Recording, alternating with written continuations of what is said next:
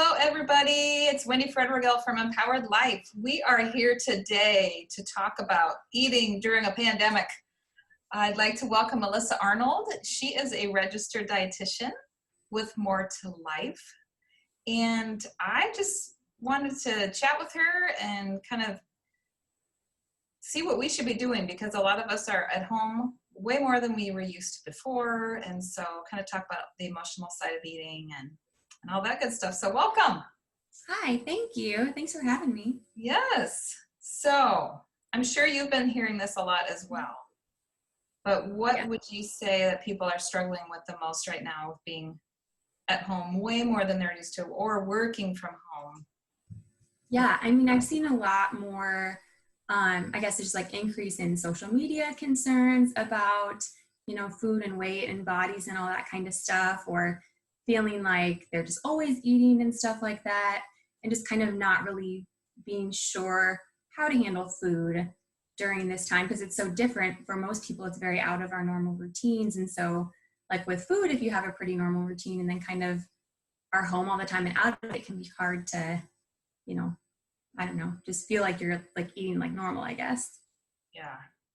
I would say I've almost been using it as like my break to get up and stretch and get away from my desk. It's just, just go to the kitchen. And fortunately, I don't think choice has been changed a lot. I mean, I've been able to get the normal food that I would have gotten before at the grocery store. But for those people who did go out to eat a lot, things like that, that's been a little bit of a challenge. So what would you say is kind of your main focus with your clients when it comes to food? So I work with clients mostly on how to have a healthy relationship with food and with their bodies. And I feel like that really helps a lot with like the more emotional side of eating. So like there's really nothing wrong with emotional eating, but when you feel like maybe it's your only coping mechanism, or, you feel like maybe you are too focused on food or too rigid and controlled around it and things like that, I sort of help them just to neutralize it more. So like taking away the good and the bad, the morality out of food, and looking at their body more neutrally and acceptingly.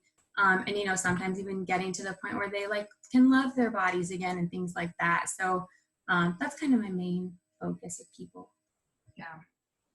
I've definitely had challenges with that my whole life. And I know even with my clients, I really try to get away from, I was bad, I ate XYZ.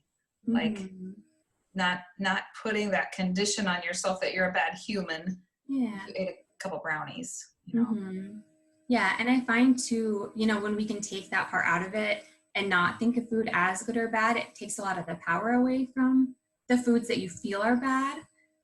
Just because, if we can really learn to just look at it neutrally, like regardless of what we're eating, it's doing something good for our bodies. So then in that sense, all food is good. It just, I think, takes away some of that food guilt that people often feel. Yeah. So, I love the internet.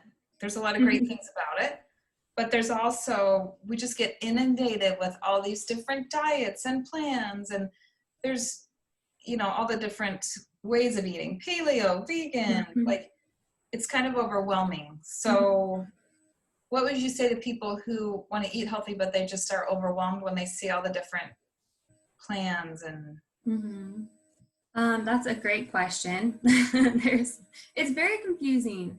Most people that I do talk to are like, I don't even know how to eat anymore. Like what is normal eating? And so it's a very normal concern. And yeah, a huge effect of the diet industry and all of these diets that just come out and are kind of like pushed on people all the time. So my best advice is getting back in touch with your body and with your intuition. So really following more of an intuitive eating, not diet. It's not a diet at all, but just like having a more intuitive relationship with food, with your body. So, focusing on what does hunger feel like for me? Because a lot of people, maybe they follow diets for so long, they don't even have hunger signals anymore. So how do we get those back? What does that feel like in my body? And then knowing too, what does fullness feel like? And then even a step further, like, okay, fullness is great, but what about satisfaction? Was I satisfied in that meal? So I don't feel something lacking and keep having to go back and eating until I kind of reach that point. So yeah, just a much more intuitive approach versus external rules, I guess, like that. Yeah. It's more internal. Sorry, stumbling through that. But yeah, so rather than like looking externally for, you know, someone else to tell you when and what and how to eat, looking internally as far as like, when am I hungry? When am I full? What feels good in my body? What gives me energy? What helps me power through my day? That kind of a focus, which sounds kind of simple, but also can be super challenging if, like, you know, you've been disconnected from your body for any sort of time. Well, for someone like myself who's battled my weight for as long as I can remember, I think what happens a lot is you stop trusting yourself and you stop thinking that you can control that or that you can trust how you're feeling. Mm-hmm. And so I would guess that's a huge part of that recovery process, is learning how to trust yourself again. Mm-hmm. Yeah, food. It is. That's so true. Body trust. I mean, there's a page that I follow, and I think they're actually called Body Trust, but they talk about how body trust is a birthright. Like, you were born trusting your body and nourishing yourself and taking care of yourself, but it's something that we lose as we get older and, you know, more messages are ingrained into us. But yeah, I mean, I think that it's something that's definitely super hard, and something that I do a lot with clients is like, you know, learning to trust yourself again through like just starting to accept your body. So accepting that like your body is good regardless of what it looks like, regardless of if it gains or loses weight, you know, just, I guess, getting down to like accepting that versus trying to control it. Because when we try to control our bodies, which are pretty highly out of our control, like, I don't know, it never really seems to work out very well. And then there's just kind of like that cycle of like, now I can't trust my body again. I feel bad in my body, but just learning to accept, I guess, just like the way that all of our bodies were made and that we were created so uniquely and differently and in all shapes and sizes, versus I think we all have a tendency to try and like get to like this one prescripted like ideal size. Mm-hmm. And it's just not really realistic. So yeah, it causes a lot of struggle for most people, really, I think. Yeah. So you, before the pandemic, you worked from home. Mm-hmm. So what is kind of your best advice for people with food that work from home, whether they did before or now they're going to have to for a while? Like, what would you say are maybe the top 3 things to help people from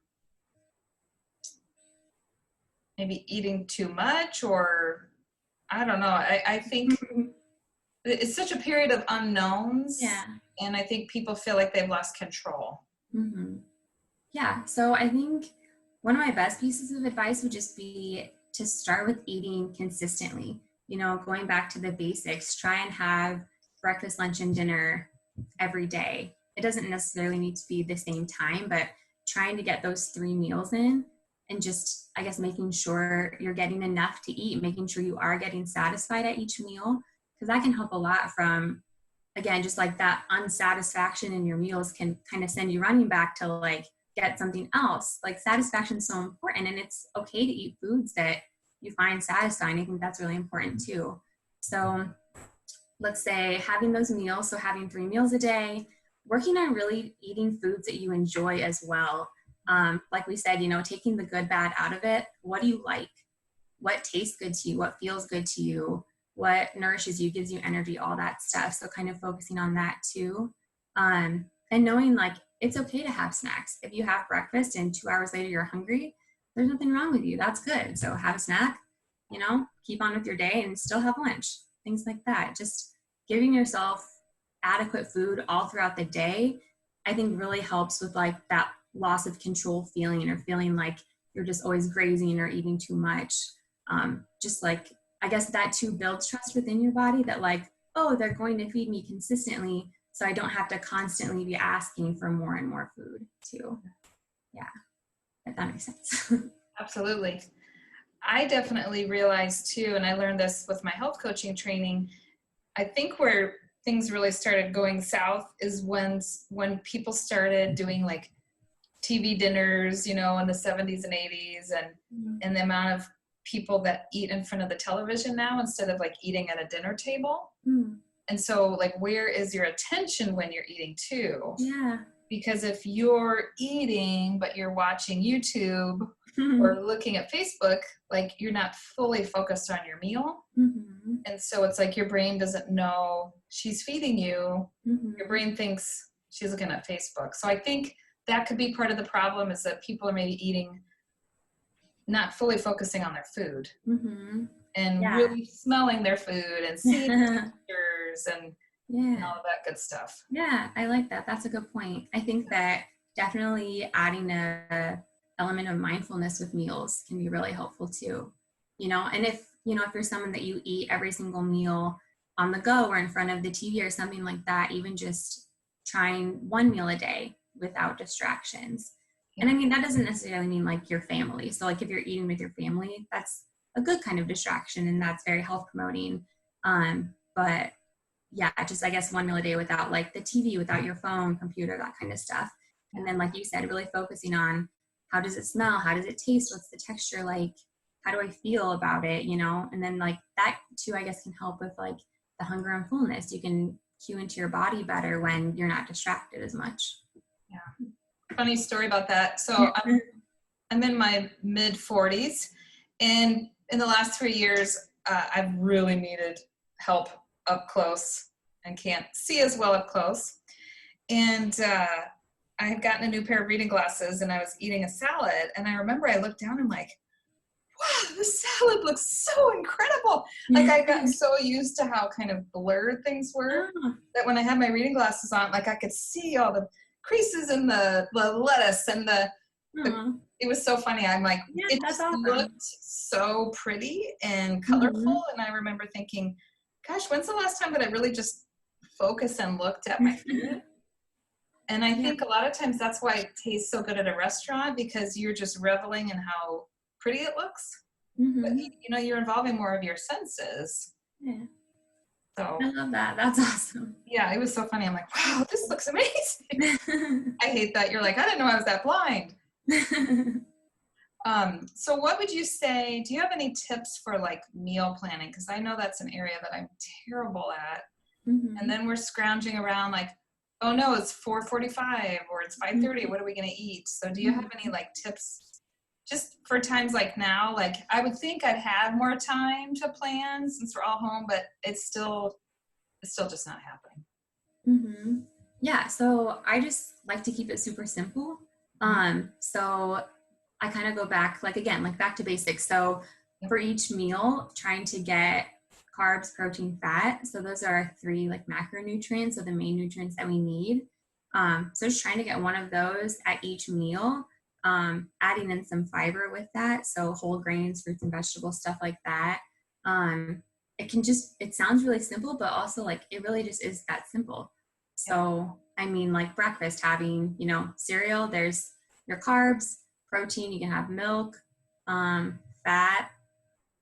Sometimes it's hard to get fat in cereal, maybe drinking 2% milk or something like that. But just like simple things like that, or like, dinners, having rice and steak and I don't know, saute some vegetables or something like that and get your fat and your fiber. So just making it a lot more simple than like, I feel like meal plans and stuff are so specific now, but it really doesn't have to be that hard. And the more in touch you get with, again, just like the foods that you like and what feels good in your body, it kind of gets easier too. And your body kind of starts to cue in on like, oh, I'm craving this, my body needs this.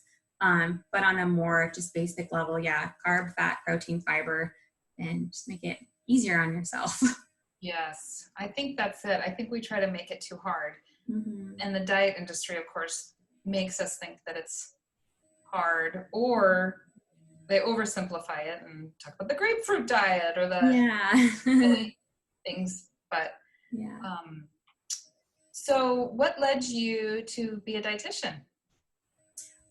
So it's a pretty long story, but I'll give you the short version. So basically I was in college. I had no idea what I wanted to do. I just thought that after high school I should go to college, so I did. And after a year and a half of being an open option major, I was like, I kind of like nutrition. What can I do with this? And so my advisor told me about dietetics. I had no clue what a dietitian was or anything like that. But I was in the midst of my own eating disorder. And when you have an eating disorder, you're generally very focused on food and the numbers and all that stuff. So for me, she was like, this is what a dietitian does. And you learn about calories and blah, blah, blah. And like my eating disorder was like, ooh, let's do that. Like that'll really help us be in control. So that's why. So it wasn't a very good reason. But I think that everything happens for a reason. And so that's really led me to the work that I care so much about today. So I don't regret it. And, going through recovery myself, I find really helps me be able to relate to my clients more too and help them through that as well. Just knowing that, you're not alone in this and that, other people go through the same stuff and there's hope on the other side. So yeah, that's kind of why I got into it, but it's worked out. Yeah, that was my path. I was going to be a dietitian. Were you? I was going to be a teacher. And then I'm like, And then I was going to be a dietitian. And then I was just like, I don't know. And then I became a hairstylist. And it's funny how life circles back around because I ended up becoming a health coach and life coach. Yeah. So I would say I like to focus more like on the habit portion of eating and the emotional side. But I like what you said about just making it simple. Mm-hmm. And I feel like with this giant pause button that we're on right now, I feel like what I've learned from this is that we made things too difficult. We made things too busy. We made things too overwhelming. And if it's really, life can be a lot more simple. Mm-hmm. Yeah, agreed. Yeah. And I think too, I guess something that I was thinking about that maybe is reassuring is that, nutrition is great and it definitely can impact your health, but it's just one of so many things that do impact our health that's why focusing on such like nitty-gritty details isn't really helpful because, there's just so many other moving parts than just the food, I guess. So like when I think about that, like, there's also like movement and there's also just like genetics and economics and where you live and all that stuff that affects you too, that it's like, it doesn't have to be all about the food making or breaking your health. So I find that reassuring. Yes. I guess. Awesome. So what is the best way for people to find you and reach you? So probably on my website. So it's just moretoliferd.com. And then you can contact me through there, or else people can email me. It's melissa@moretoliferd.com. And then I have an Instagram, which I think is also just @moretoliferd, and a Facebook page with the same name as well. So yeah, if you're interested, come say hi. Awesome. I will make sure that I have a page with all that on there. Thank you. So anything else you want to share with people during this weird time as far as food? I mean, I would just say wherever you're at with it, just give yourself some grace. I think that we can be pretty hard on ourselves and it doesn't help it doesn't help, it just makes things harder. So just give yourself grace with where you're at. I read an article earlier this week and it talked about like, if you're eating mac and cheese for every meal, or if you have kids and all they want is mac and cheese and chicken nuggets for every meal, like that's okay. Like that's not gonna break your health or make anyone unhealthy. It's just kind of where we're at right now. So just, I don't know, just letting things kind of be the way they are and trying not to stress about it too much.